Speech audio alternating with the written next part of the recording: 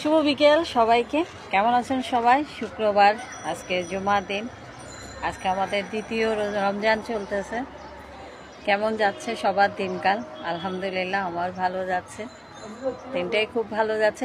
একসাথে যাব বাবা, একসাথে বের হয়ে মা সহ একসাথে। কাজ আছে আমার, একটু কিছু নিতে হবে কিনা জিজ্ঞেস করো।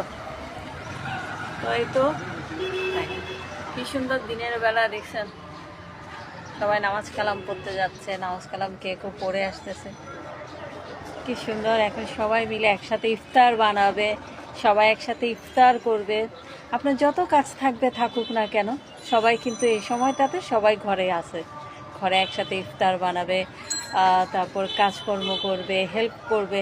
এই জিনিসটাই আসলে সৌন্দর্য, রমজানের সৌন্দর্য।